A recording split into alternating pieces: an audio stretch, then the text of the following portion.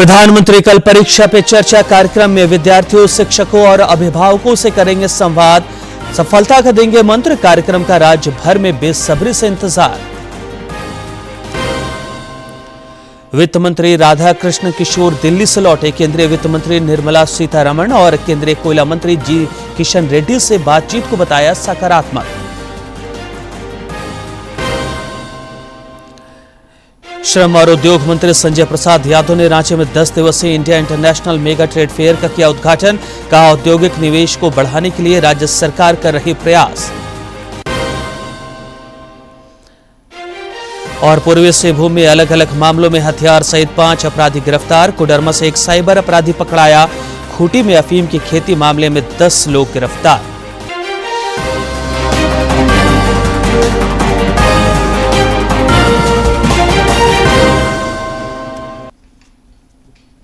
नमस्कार, प्रादेशिक समाचार में स्वागत है आपका। मैं हूं रियाज आलम और अब समाचार विस्तार से।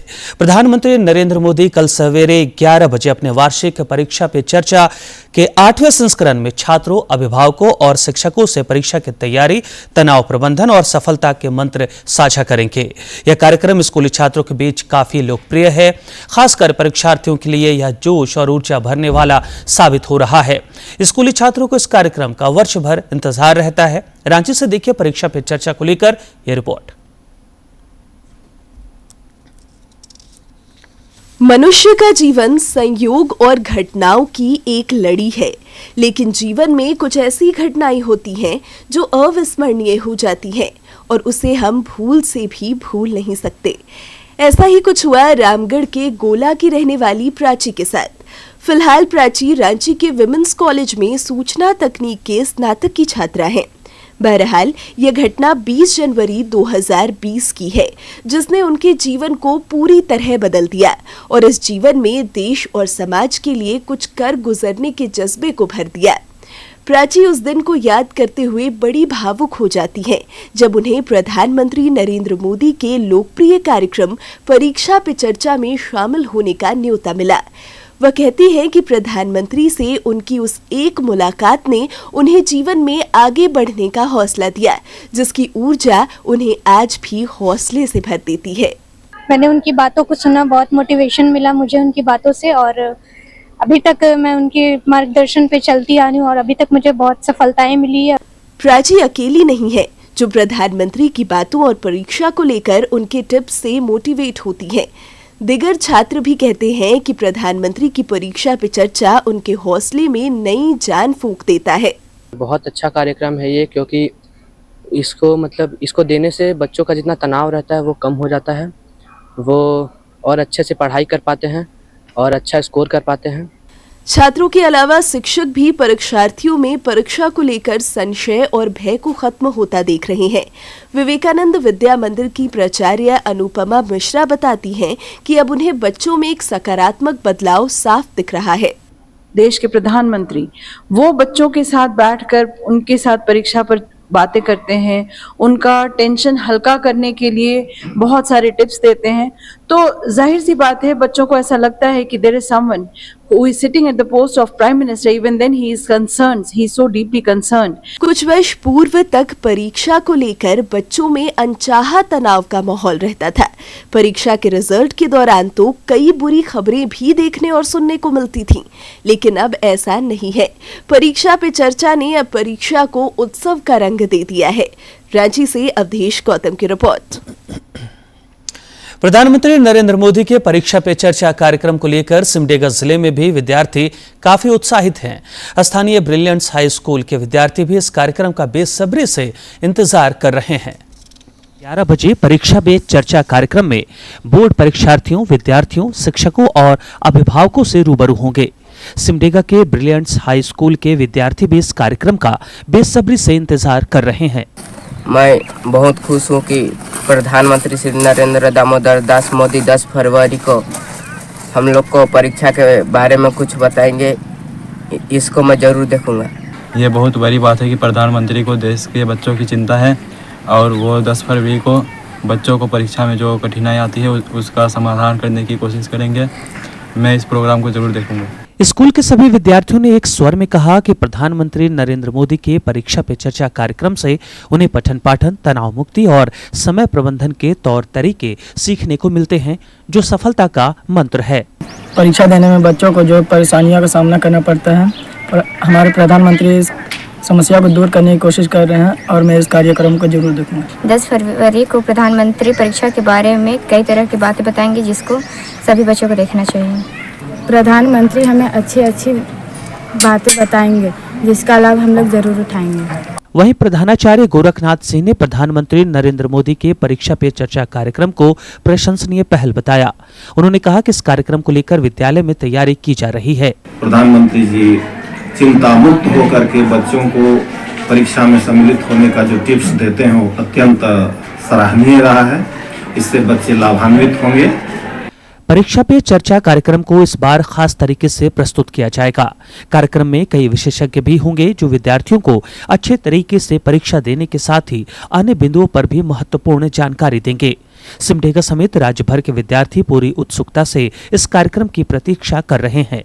सिमडेगा से मनोज कुमार सिन्हा, मनु की रिपोर्ट। केंद्रीय वित्त मंत्री निर्मला सीतारमण ने उम्मीद जताई है कि वे आने वाले सप्ताह में लोकसभा में नया आयकर विधेयक पेश कर सकती हैं। नए आयकर विधेयक को केंद्रीय कैबिनेट द्वारा मंजूरी दी जा चुकी है। पुराने आयकर अधिनियम का स्थान लेगा। राज्यसभा में पेश होने के बाद विधेयक पर व्यापक विचार विमर्श के लिए संसद की स्थायी समिति के पास भेजा जाएगा। प्रधानमंत्री नरेंद्र मोदी की अध्यक्षता में केंद्रीय मंत्रिमंडल ने शुक्रवार को इस विधेयक को मंजूरी दे दी। वित्त मंत्री सीतारमण ने पहली बार जुलाई 2024 के बजट में आयकर अधिनियम 1961 की व्यापक समीक्षा की घोषणा की थी। केंद्रीय प्रत्यक्ष कर बोर्ड यानी सीबीडीटी ने आयकर कानून की समीक्षा पर गौर करने और अधिनियम को संक्षिप्त, स्पष्ट और समझने में आसान बनाने के लिए एक आंतरिक समिति गठित की थी। नए आयकर अधिनियम से विवाद और मुकदमे कम होंगे। To have it introduced in the Lok Sabha in the coming week. Post that it will go to a committee. And as you know the process is, the committee gives its recommendation, it comes back, and then the government through the cabinet takes a call whether these amendments are to be taken in or some of them or more need to be added. It's only after that it again goes to the parliament. So once the parliament after that passes it is when we'll decide on when best to roll it out from. So although you're asking me a question of when will it roll out, I still have 3 critical stages to pass through. वित्त मंत्री राधाकृष्ण किशोर दिल्ली में केंद्रीय वित्त मंत्री निर्मला सीतारमण और केंद्रीय कोयला मंत्री जी किशन रेड्डी से मुलाकात कर रांची लौटे। रांची में उन्होंने पत्रकारों से बातचीत में कहा कि केंद्रीय मंत्रियों से उनकी बातचीत सकारात्मक रही। श्री किशोर ने बताया कि केंद्रीय कोयला मंत्री ने भरोसा दिया है कि केंद्र और राज्य की समिति झारखंड के कोयला उत्खनन से जुड़ी बकाया राशि का आकलन करने के बाद एक रिपोर्ट देगी, जिसके आधार पर झारखंड का बकाया पैसा जरूर दिया जाएगा। झारखंड, वो राशि झारखंड की है, तो वो अपने स्तर से भी प्रयास करेंगे और कोयला मंत्री से भी संपर्क करेंगे। उसके बाद हम कोयला मंत्री जी से भी कल हमारी मुलाकात हुई। उन्होंने बहुत सहृदय बातों को रखा, कहा कि जो राशि झारखंड की है वो राशि झारखंड को मिलनी ही चाहिए। उन्होंने स्वीकार किया। उन्होंने कहा कि हम कोयला मंत्रालय के अधिकारियों और झारखंड के माइंस डिपार्टमेंट के अधिकारियों की एक टीम बनाएंगे और जहां ये हम आकलन करेंगे कि जो वास्तविक बकाया है वो कितने की है। जो आकलन के बाद आएगा तो वो राशि झारखंड को दी जाएगी। जमशेदपुर में शिक्षा मंत्री रामदास सोरेन की अध्यक्षता में कुल्हान प्रमंडल स्तरीय बैठक हुई। इसमें श्री सोरेन ने गुणवत्तापूर्ण शिक्षा, आधारभूत संरचना और बच्चों के समग्र विकास पर बल दिया। उन्होंने कहा कि शिक्षा, स्वास्थ्य और रोजगार सरकार की प्राथमिकताओं में शामिल है। सरकार शिक्षा के बुनियाद को मजबूत करने के साथ साथ बालिका शिक्षा को बढ़ावा देने के लिए कई स्तर पर काम कर रही है।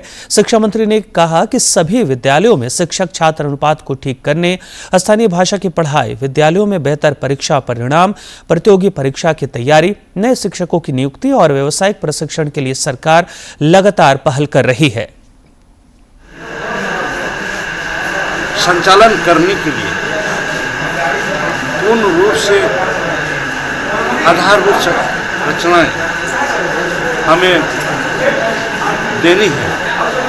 अच्छा शिक्षक देना है, ट्रेन शिक्षक देना है और समुचित व्यवस्था, बेंच, डेस्क, टेबल, सारी व्यवस्था हमें करनी है। तभी हम आधारभूत बुनियादी हम शिक्षा का मजबूत कर सकते हैं।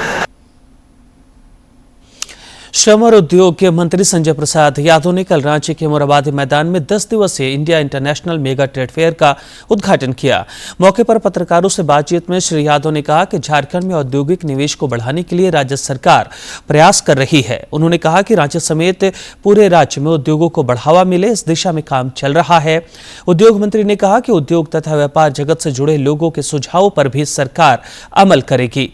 इस मौके पर अतिथियों द्वारा मेगा ट्रेड फेयर का भ्रमण भी किया गया और जो सलाह विचार विमर्श आया है, हमने भी कहा और माननीय मुख्यमंत्री जी का भी सोच वही है कि बेहतर से बेहतर झारखंड राज्य कैसे हो, यहाँ उद्योग कैसे आवे, यहाँ का पलायन कैसे रुके, इसके लिए हम कारगर कदम उठा रहे हैं। थोड़ा सा धीरे धीरे हम लोग सारी चीज़ों को अध्ययन कर रहे हैं और जो आ रहा है, जो विचार आ रहा है, उस पर हम लोग करेंगे। देश भर के न्यायालयों को ऑनलाइन करने की प्रक्रिया तेज हो चुकी है, जहां सभी कागजात पेपरलेस हो जाएंगे। इस दिशा में रामगढ़ व्यवहार न्यायालय में 1 दिवसीय प्रशिक्षण सत्र का आयोजन किया गया। रामगढ़ व्यवहार न्यायालय के सभी कागजात जल्द ही पेपरलेस हो जाएंगे। सीनियर एडवोकेट को कोर्ट में आने की जरूरत नहीं पड़ेगी और कोई भी अपने केस की जानकारी घर बैठे ऑनलाइन ले सकेंगे। रामगढ़ व्यवहार न्यायालय के प्रधान जिला एवं सत्र न्यायाधीश आलोक दुबे की अध्यक्षता में 1 दिवसीय प्रशिक्षण सत्र का आयोजन किया गया, जिसमें सभी अधिवक्ताओं को ऑनलाइन कामकाज का प्रशिक्षण दिया गया। आज का जो ये एडवोकेट लोग का प्रशिक्षण चल रहा है, रामगढ़ का जो सिविल कोर्ट का कैंपस में, वो honourable E committee honourable Jharkhand high court के निर्देश पे चल रहा है। इसके 4 सत्र हैं आज दिन भर में, और इससे क्या है कि ये ई फाइलिंग का कॉन्सेप्ट आ रहा है। अब हमारे यहाँ आने वाले दिनों में जुडिशरी पेपरलेस हो जाएगी। कोर्ट कैंपस में अधिवक्ताओं के लिए 1 दिवसीय प्रशिक्षण का आयोजन ई कमेटी झारखंड हाई कोर्ट के निर्देश पर संपन्न हुआ, जिसमें कई अधिवक्ताओं ने भाग लिया। आयोजन का मुख्य उद्देश्य ई फाइलिंग के कॉन्सेप्ट को बढ़ावा देना है, ताकि रामगढ़ कोर्ट का सारा काम पेपरलेस हो सके। उच्च न्यायालय रांची से प्रशिक्षण प्राप्त अधिवक्ता रोहित प्रकाश ने बतौर मास्टर ट्रेनर अधिवक्ताओं को प्रशिक्षण दिया। और मास्टर ट्रेनर का मुख्य उद्देश्य है कि जितने भी अधिवक्तागण हैं उनको कैसे पेपरलेस एनवायरनमेंट में कैसे कार्य किया जा सके, इसके बारे में प्रशिक्षण दिया जाए। तो उसी प्रशिक्षण हेतु जो है आज कार्य किया जा रहा है। प्रशिक्षण प्राप्त कर रही महिला अधिवक्ता ने बताया कि ई फाइलिंग के तहत प्रशिक्षण कराया गया, जिसमें कोर्ट के सभी कामों को पेपरलेस मोड पर करने का प्रशिक्षण दिया गया। साथ ही इस दौरान आने वाली चुनौतियों के निराकरण के संबंध में भी जानकारी दी गई। ई फाइलिंग के तहत हम जो प्रशिक्षण में आए हुए हैं, यहाँ पे हमने ये सीखा कि हम कैसे अपने काम को पेपरलेस करके इजी वे में कैसे कर सकते हैं। रामगढ़ व्यवहार न्यायालय का कामकाज ऑनलाइन और पेपरलेस होने से जहां एक ओर कोर्ट के कर्मचारियों को सहूलियत होगी, वहीं दूसरी ओर फरियादी भी आसानी से समय समय पर केस का अपडेट ले पाएंगे। रामगढ़ से कौशल किशोर तिवारी की रिपोर्ट। गुमला व्यवहार न्यायालय की पहल पर अधिवक्ता भवन में भी वकीलों को ई कोर्ट की जानकारी देने के लिए सेमिनार का आयोजन हुआ। इस मौके पर प्रधान जिला एवं सत्र न्यायाधीश ध्रुव चंद्र मिश्र ने कहा कि ई कोर्ट से न्यायिक प्रक्रिया में बदलाव आएगा, जिससे हर किसी को सहूलियत होगी।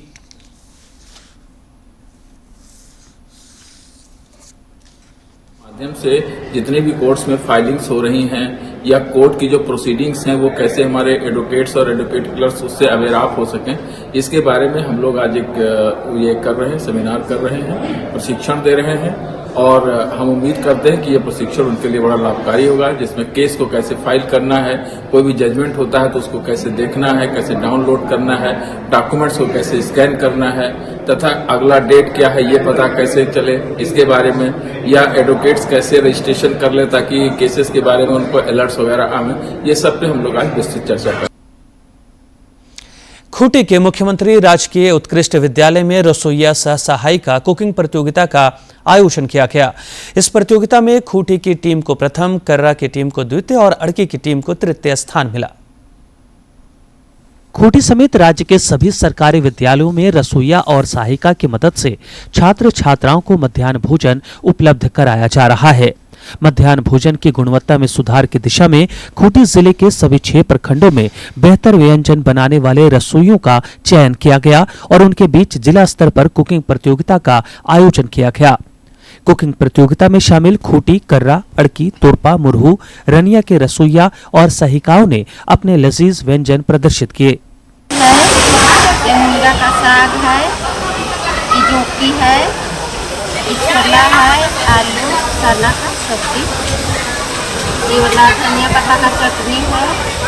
बनाए हैं आलू मटर, आलू चना का सब्जी बनाए हैं, फूलगोभी मटर का सब्जी बनाए हैं, मुनगा फूल का सब्जी बनाए हैं, उसके बाद मड़ुआ का लड्डू बनाए हैं, पीठा बनाए हैं। एक है सहजन, सहजन भी हमारे विद्यालय में दाल में डाला जाता है, उसे भी डालने का अभी प्रावधान है। हर मध्याह्न भोजन में हर रसोइया उसको डालती है और इस तरह से बच्चों का जो शारीरिक विकास है उसके लिए सरकार ज़्यादा फोकस कर रही है। रसोइया संघ के अध्यक्ष रजनी लुगुन ने बताया कि प्रधानमंत्री पोषण आहार योजना के तहत बच्चों को मिलने वाले मध्याह्न भोजन में मोटे अनाज को भी शामिल किया गया है।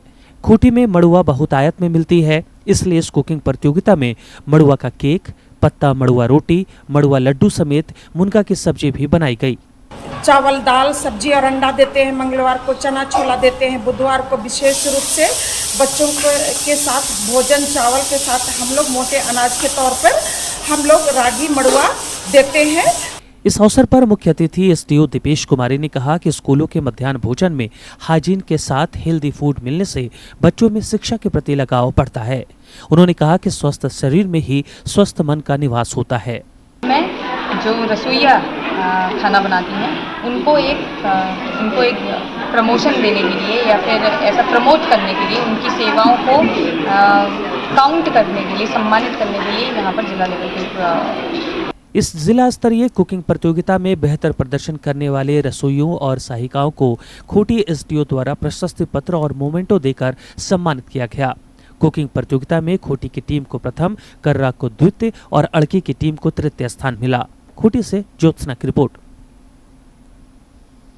जमशेदपुर के गोलमोरी स्थित खालसा क्लब में कल निःशुल्क HLA testing thalassemia awareness camp लगाया गया, जिसका बड़ी संख्या में मरीजों ने लाभ उठाया। शिविर में बेंगलुरु से आए चिकित्सकों ने भी सेवा दी। इस अवसर पर पूर्व विधायक कुणाल सारंगी ने थैलेसीमिया से जंग में राज्य सरकार से सहयोग का आग्रह किया।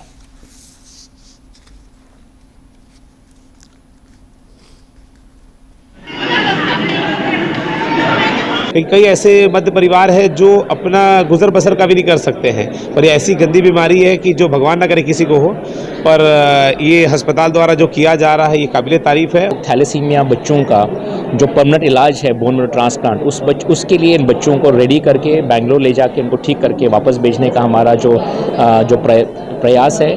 पहला स्टेप है इनका HLA टाइपिंग का जांच, जो आज निःशुल्क हो रहा है। DKMS संस्था उनके हमारे सपोर्ट है जर्मनी की, उनके सहायता से इनका निःशुल्क जांच आज करके जिनका मैचिंग आएगा उनको हम आगे ट्रांसप्लांट के लिए बेंगलोर लेके जाएंगे। जो कॉस्ट है इसका वो सरकार वहन करे। इस पर मैं निश्चित रूप से स्वास्थ्य मंत्री जी से आग्रह करूंगा कि जल्द से जल्द झारखंड के मरीजों का भी जो अगर ट्रांसप्लांट की आवश्यकता होती है थैलेसीमिया के ट्रीटमेंट में, वो सरकार उसका खर्च वहन करेगी। और ब्लड चेंज के साथ साथ जो दवाइयाँ भी इन्हें खरीदने पड़ती है रेगुलरली, वो दवाइयाँ भी सरकार अपने।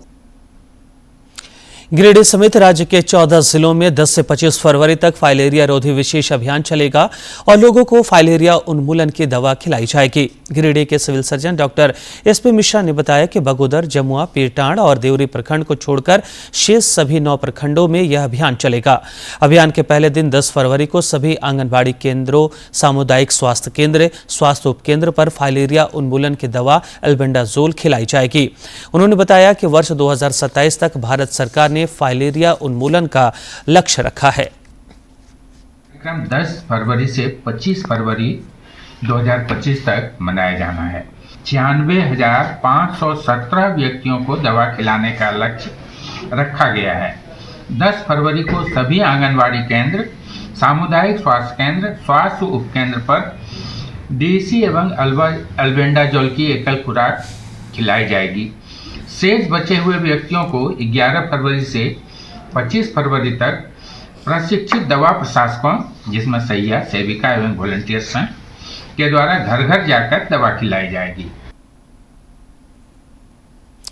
देवघर सदर अस्पताल में लगातार सुविधाओं का विस्तार हो रहा है। अस्पताल के नए भवन में ओपीडी सेवाएं शुरू हो गई हैं, जिससे मरीजों को एक ही छत के नीचे कई सुविधाएं मिल सकेंगी। जिले के उपायुक्त ने आम लोगों से अस्पताल परिसर को स्वच्छ रखने का आग्रह किया है।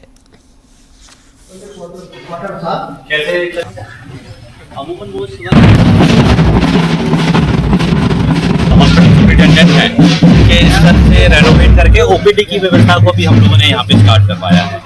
तो एक अच्छा बिल्डिंग यहाँ पे तैयार किया गया है, जिसमें कि अभी जो ओपीडी वाले पेशेंट्स हैं वो यहीं पे उनका चेकअप किया जाएगा और यदि आवश्यकता पड़ता है तो फिर उनको आईपीडी में रेफर यहीं से किया जाएगा। पूर्ण तरह से भी कार्य को हम लोग और अच्छे से करवाएंगे। इसमें थोड़ा ब्यूटिफिकेशन की, ग्रीनरी करवाने की आवश्यकता है और जो पेशेंट्स आ रहे हैं उनकी सहूलियत के लिए इसको और बेटर करवाया जा सकता है, लेकिन अभी ओपीडी ब्लॉक यहाँ से स्टार्ट किया जाएगा। आपका पसंदीदा डीडी झारखंड नए तेवर और नए कलेवर के साथ आपके बीच है, ताकि पल पल की खबरें आप तक पहुंचे। आपका अपना पसंदीदा डीडी झारखंड, गांव से लेकर कस्बों और शहरों तक की है धड़कन। सटीक, विश्वसनीय और तेज खबरों का भी है आईना। राजनीति के मंच से सत्ता के गलियारों तक, खेत से खलिहान और मनोरंजन से इंफोटेनमेंट तक, खेल के मैदान से रंगमंच की खबरों तक, सब कुछ देखिए हमारे प्रादेशिक समाचार में हर रोज दोपहर 12:30, शाम 6:30 और 7:30 बजे, सिर्फ और सिर्फ डीडी झारखंड पर। केंद्रीय महिला एवं बाल विकास मंत्री और कोडरमा के सांसद अन्नपूर्णा देवी ने दिल्ली विधानसभा चुनाव में भाजपा को मिले प्रचंड जनादेश पर कहा है कि यह दिल्ली में विकास और विश्वास के एक नए युग का आरंभ है। उन्होंने कहा कि दिल्ली में भाजपा को मिले ऐतिहासिक जीत प्रधानमंत्री नरेंद्र मोदी के विकास मॉडल और उनके दूरदर्शी नेतृत्व में चहुमुखी विकास के संकल्प पर जनता की मुहर है। केंद्रीय मंत्री ने कहा कि दिल्ली ने झूठे सपने दिखाकर जनता को ठगने वाले बहरूपियों को ऐसा सबक सिखाया है जो देश भर में जनता के साथ झूठे वादे और छल प्रपंच की राजनीति करने वालों के लिए मिसाल बनेगा। दिल्ली विधानसभा चुनाव में भाजपा की प्रचंड जीत ने झारखंड भाजपा में भी जोश भर दिया है। रांची स्थित प्रदेश मुख्यालय के बाहर कल देर शाम जीत का जश्न मना। जीत की खुशियों में नेता और कार्यकर्ता सभी सराबोर दिखे।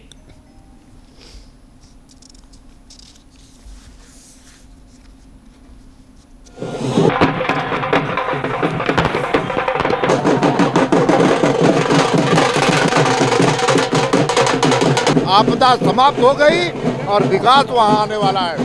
डबल इंजन की सरकार बनने वाली है। इसके लिए देश के यशस्वी प्रधानमंत्री नरेंद्र मोदी जी को मैं बधाई देना चाहता हूं, अमित शाह जी को बधाई देना चाहता हूं और जगत प्रकाश नड्डा जी को बधाई देना चाहता हूं और खासकर दिल्ली की जनता को बधाई देना चाहता हूं। दिल्ली में प्रूव कर दिया है कि मोदी जी के दिल में दिल्ली बसता है और दिल्ली के दिल में मोदी जी बसते हैं। इधर झामुमो के केंद्रीय महासचिव सुप्रियो भट्टाचार्य ने भी दिल्ली चुनाव में जीत पर भाजपा को बधाई दी है। उन्होंने कहा कि जिन वायदों के साथ भाजपा ने जनादेश हासिल किया है उन्हें पार्टी पूरा करे। समस्त कार्यकर्ताओं को बधाई देता हूं। सरकार बन रही तो सबसे पहले दिल्ली को स्वतंत्र राज्य का दर्जा मिले, इस बात की उम्मीद हम लोग करते हैं। दिल्ली विधानसभा चुनाव में मिली भाजपा की जीत से गिरिडीह में भी पार्टी नेता और कार्यकर्ता खासे उत्साहित हैं। जीत के जश्न में शहर में जमकर आतिशबाजी हुई और रंग गुलाल उड़ाए गए। भाजपा जिलाध्यक्ष महादेव दुबे और कोडरमा सांसद प्रतिनिधि दिनेश यादव ने इस ऐतिहासिक जीत का श्रेय प्रधानमंत्री नरेंद्र मोदी समेत पार्टी के तमाम समर्पित कार्यकर्ताओं को दिया। शराब घोटाले वाले केजरीवाल सरकार को वहां की जनता और वहां की भारतीय जनता पार्टी के कार्यकर्ता ने उखाड़ के फेंका है। देश के लोकप्रिय प्रधानमंत्री श्री नरेंद्र मोदी जी और हमारे देश के गृह मंत्री जी, हमारे राष्ट्रीय अध्यक्ष जेपी नड्डा जी और हमारे कोडरमा के सांसद महिला बाल विकास मंत्री की लगातार दिल्ली की जनता के बीच गई और जनता के बात करने का काम किया। इसकी जनता ने मुंहतोड़ जवाब देने का काम किया। दिल्ली की सतह से आम आदमी को झाड़ू मारकर बाहर करने का काम किया। पूर्वी सिंहभूम जिले के गुड़ाबांधा थाना क्षेत्र के मछभंडार इलाके में रंगदारी मांगने और फायरिंग करने के मामले में पुलिस ने 4 अपराधियों को गिरफ्तार किया है। जिले के वरीय पुलिस अधीक्षक किशोर कौशल ने प्रेस कॉन्फ्रेंस कर बताया कि इन अपराधियों ने गुड़ाबांधा और धालबुमगढ़ इलाके में व्यवसायियों से रंगदारी की मांग की थी। सूचना पर त्वरित कार्रवाई करते हुए इन्हें धर दबोचा गया।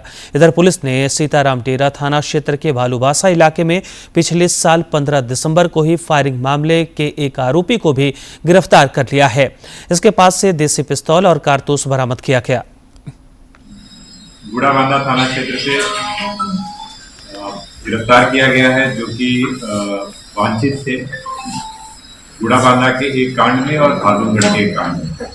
ये 4 अपराध कर्मी हैं: गुरचरण कर्मकार, जीवन कर्मकार, सुखेन कर्मकार और काशीनाथ कर्मकार। इन चारों अपराध कर्मियों के पास से एक पिस्टल बरामद हुई है, 2 कारतूस बरामद हुई है, 2 मैगजीन बरामद हुई है, एक फोन बरामद हुआ है और जिसका रंगदारी मांगने के लिए प्रयोग किया जा रहा है। 4 अन्य फोन बरामद हुआ है और एक बाइक बरामद।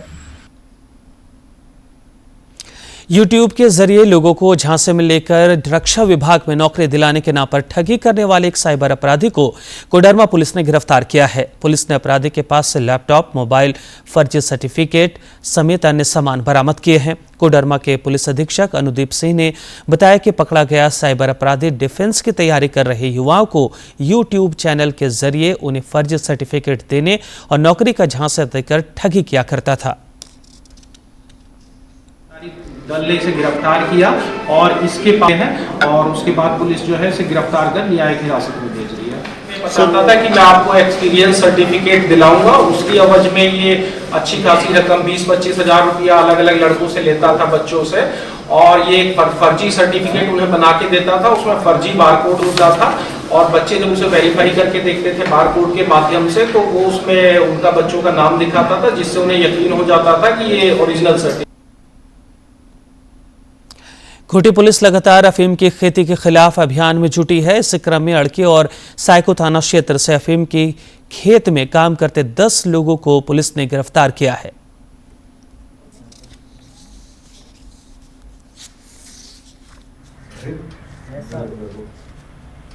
अवैध अफीम की खेती के खिलाफ इन्वेस्टिगेशन कार्रवाई की जा रही है। साथ ही इसमें संलिप्त लोगों को गिरफ्तार कर न्यायिक हिरासत में भेजा जा रहा है। इस संदर्भ में कल साइको थाना से 4 व्यक्तियों को और आज अड़की थाना क्षेत्र से 6 व्यक्तियों को गिरफ्तार कर न्यायिक हिरासत में भेजा गया है। राज्य में ठंड में कमी और वृद्धि का सिलसिला जारी है। पिछले 4 दिनों के दौरान ठंड ने जहां अपना सितम दिखाया, वहीं अब फिर से पारा ऊपर की ओर चढ़ने का पूर्वानुमान है। मौसम विज्ञान केंद्र रांची के वैज्ञानिक अभिषेक आनंद ने बताया कि 24 घंटे के बाद तापमान में अगले 3 दिनों के दौरान धीरे धीरे 3 से 4 डिग्री सेल्सियस तक की वृद्धि हो सकती है। उसके बाद के दिनों में भी तापमान तेजी से बढ़ेगा।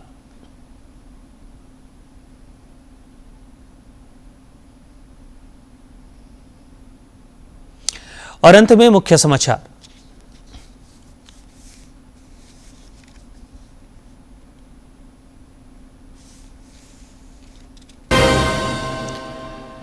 प्रधानमंत्री कल परीक्षा पे चर्चा कार्यक्रम में विद्यार्थियों, शिक्षकों और अभिभावकों से करेंगे संवाद। सफलता का देंगे मंत्र। कार्यक्रम का राज्य भर में बेसब्री से इंतजार।